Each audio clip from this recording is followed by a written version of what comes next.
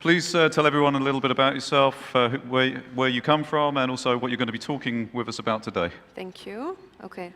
Yeah, thank you, Stuart. So my name is Tamara, Zakharia, and I'm from Lebanon, and I'm representing SETT. It's short for Startup Ecosystem Think Tank. And yeah, we're going to be talking about, it's a little mind break from marketing. We're going to be talking about startups, actually marrying both of them. Excellent. Yeah. Looking forward to it. The stage is all yours. Thank you. Thank you. Okay, so to give you a bit of context about what we're doing and why we decided to do it, around a year and a half ago, I came back to Beirut after not being there for a while. And I came back to a lot of commotion in the startup scene. There were VCs, there was startups here and there was a lot of hype. The central bank had just announced a Circular 331 as a sovereign fund, and it had made available $400 million for Lebanese startups. Lebanese not in the sense that you had to be Lebanese to take advantage of those funds, but that you had to set up in Lebanon. And that created all the hype. And my two conflicting sentiments at the moment when I heard about that was, one, this is very heartwarming, and it might be the little light at the end of the tunnel for the Lebanese economy, or it could be a complete disaster. And I mean, we started researching what are the gaps that exist, what are our strengths, what are our weaknesses, how do we truly build a startup ecosystem? And our research turned into a project, and a project turned into a company, and that's how Startup Ecosystem Think Tank was founded. And what we do at SETT is that we look at a startup ecosystem in and of itself. We look at it and we try to figure out what are its core strengths, not as anyone would look at Silicon Valley and say, I want a Silicon Valley, let's copy that. We look at it as a function of time. What's happening here in Kuwait is very different from what's happening in, let's say, Singapore. They're years apart, and most likely what's happening here is what happened in Singapore 20 years ago. And we look at it as a function of time. That's what we did for Lebanon. So some of the we look at the indigenous factors of an ecosystem, and we try to leverage its advantages over its disadvantages.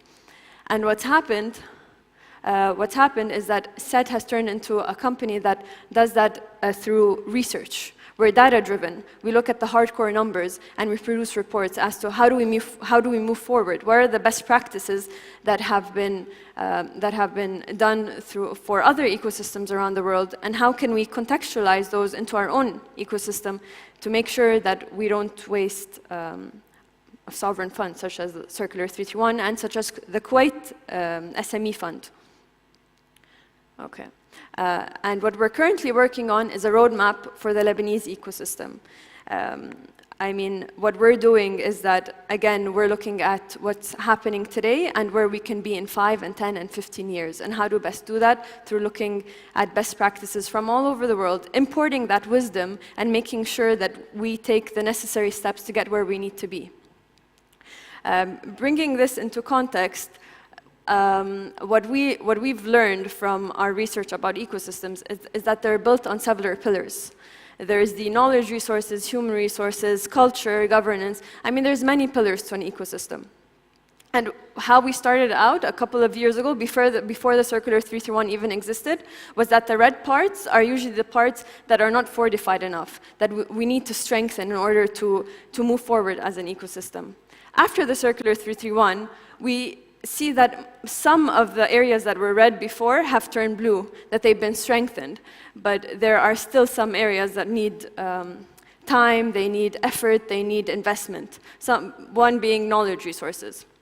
What we expect to be in 10 years is a self-sustaining ecosystem. This is what we're aiming for. And if we notice an ecosystem, one of the key pillars in an ecosystem is markets and networks. Again.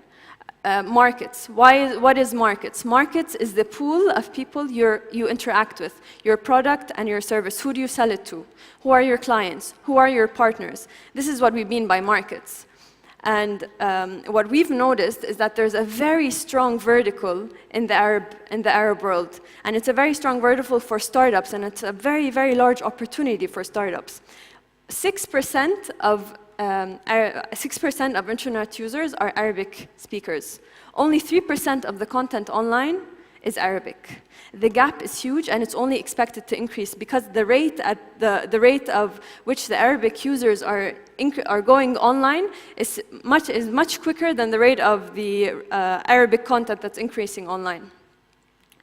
And what we've seen is that created a very large opportunity for startups to come in and create, to fill in that gap, the gap between the amount of users that exist and the content that exists. And I'm going to give you an example of what happened in Lebanon.